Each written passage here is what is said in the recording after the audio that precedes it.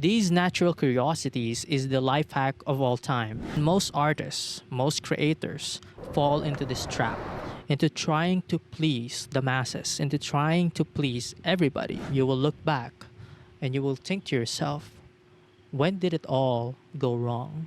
When did it all become so bad for me? If you're not doing these things, then chances are the only time that you're going to realize it is that when it's already too late.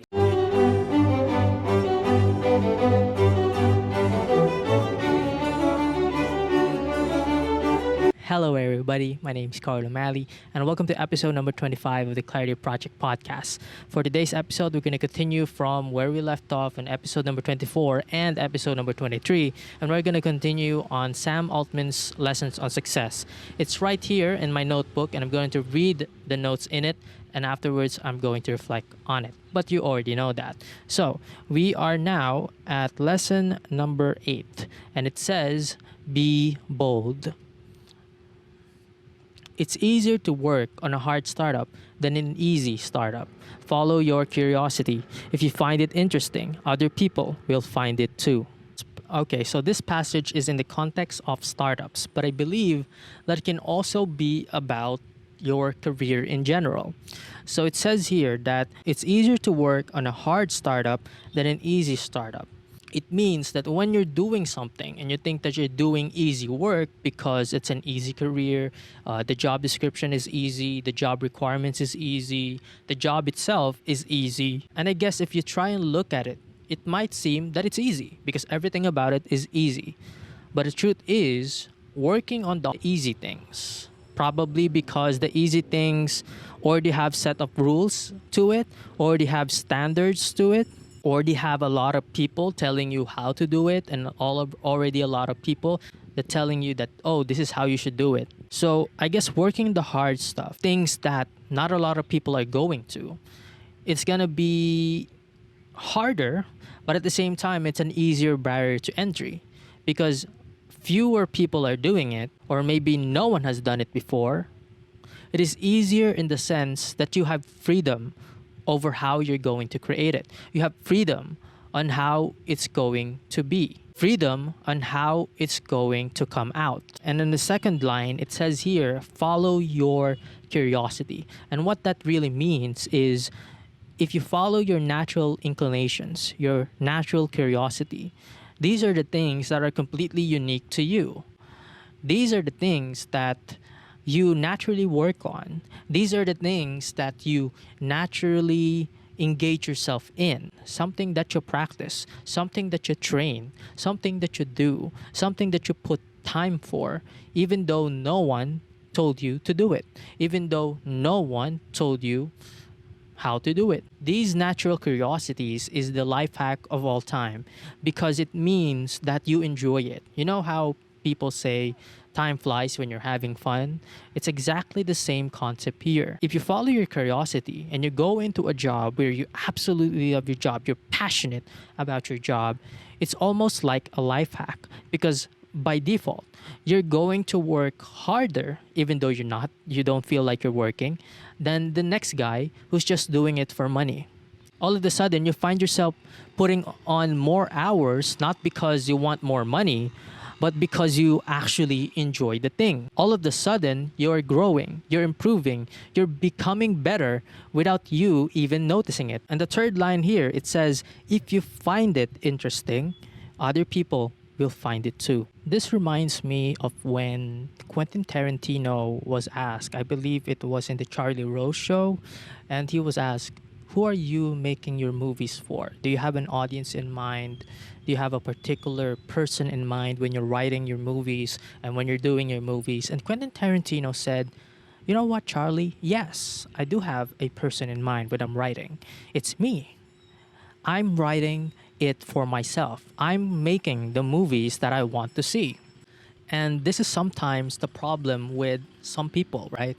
They don't want to do the things that they feel is very unique to them because they feel like no one's going to get it, right? Or they feel like that's not cool. That's not where everybody else is. That's not what everybody else is doing.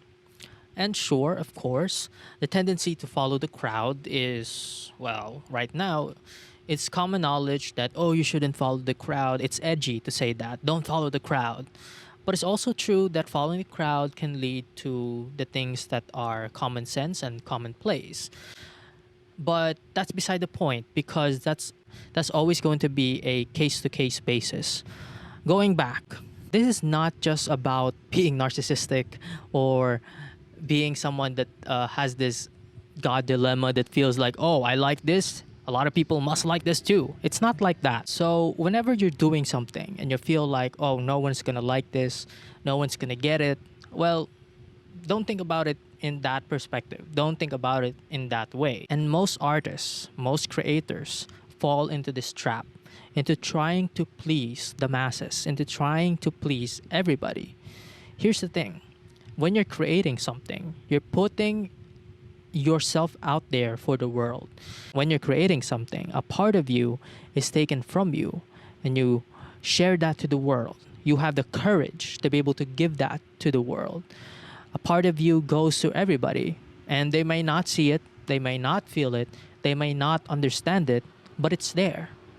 Every artist has this feeling of, I am giving myself to the world, and so it hurts when they don't get it. It hurts when they scream and no one hears it. It hurts when they dance and no one sees it. It hurts when they pour their love into it and no one appreciates it. That's where the problem comes from. Because you're trying to satisfy a wide spectrum of people when you yourself is so unique. At the end of the day, you should just follow your curiosity. Do whatever it is that feels right to you, what feels true to you, and do it with passion. Do it with authenticity. Do it with all of your heart and create it, because that's the kind of thing that you want to create. Not because someone said it would be awesome to do that. Not because someone said, oh, it would be cool if you created something like that. No.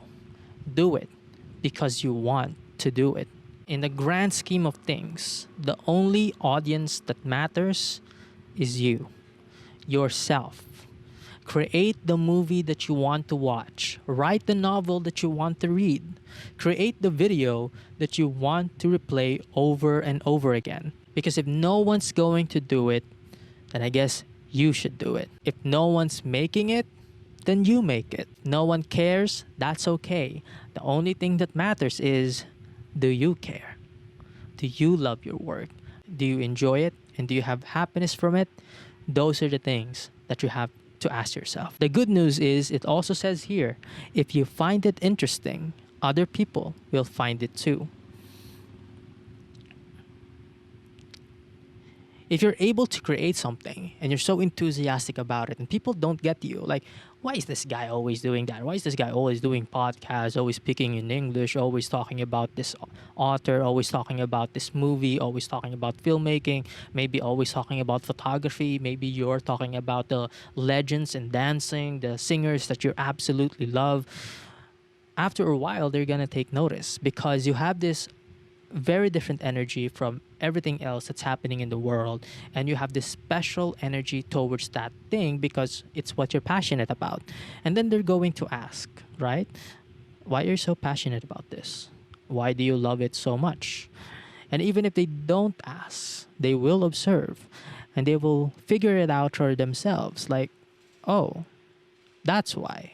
They will develop this curiosity to find it out themselves, and they're going to see, they're going to explore. Let me check this author that he's always yapping about. Let me listen to one podcast, right? Let me listen to one video, see what it's all about.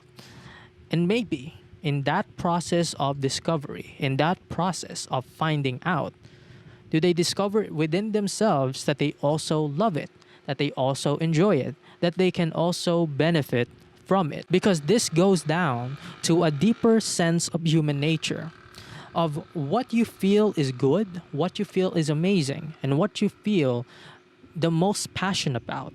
chances are, to the very core of our human psyche, the human mind, and the human condition, that other people will like it too.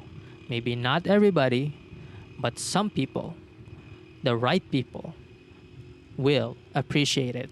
That's why I created a short video about this one on the 3 reasons on why no one cares about your passion. And one of those 3 things is the wrong people saw it. Maybe the reason why people don't appreciate your work is because the wrong people saw it. Maybe the reason why they're criticizing you for all the wrong things and are praising you for all of the wrong things is because they're the wrong audience to begin with. An analogy to that is you don't want plumbing advice from a carpenter, and at the same time, you don't want carpentry advice from a plumber. It goes back to this much deeper process. At a deeper level, this seems to be a filtration process. This seems to be a way to filter out the people that don't care anyways. So the only people that are attracted to what you're doing are the only kind of people that you should be targeting in the first place. Because, well, they care.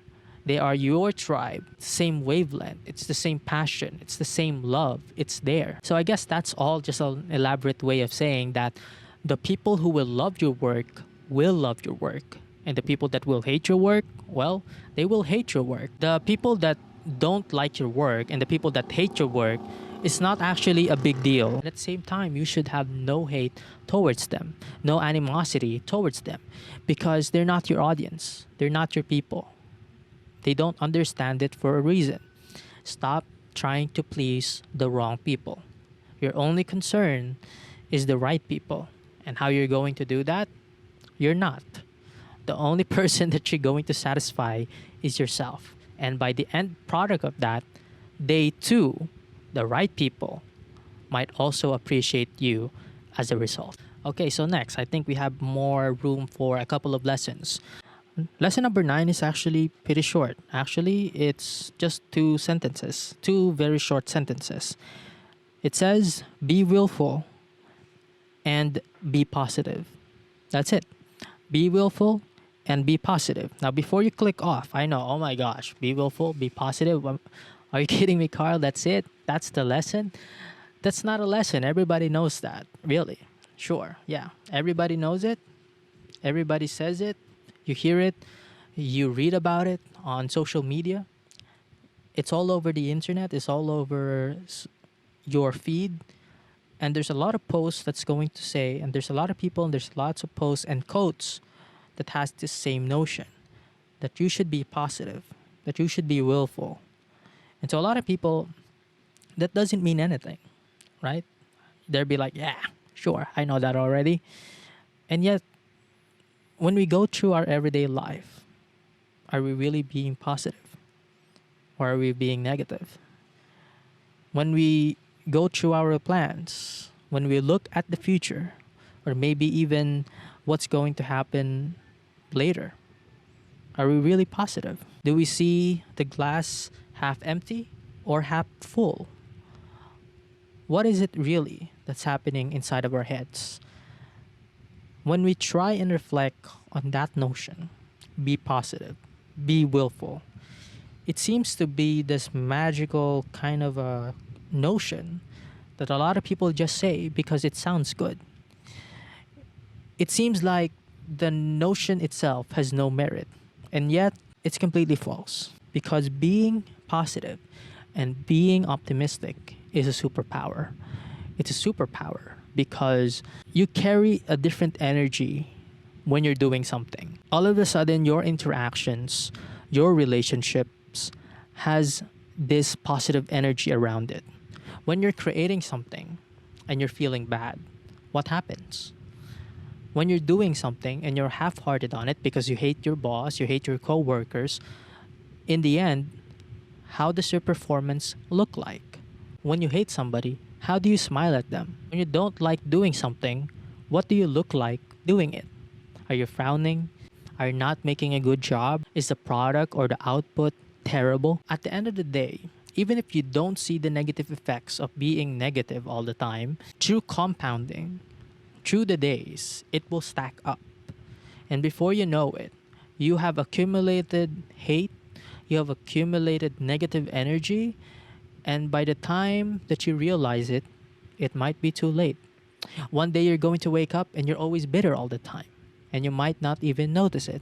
You're going to be known as the person who's always bitter, who's always angry, who's always annoyed, who's always speaking in a certain tone, an aggressive tone. You're always angry. You're easily angry and you're easily provoked. You don't have peace inside of you.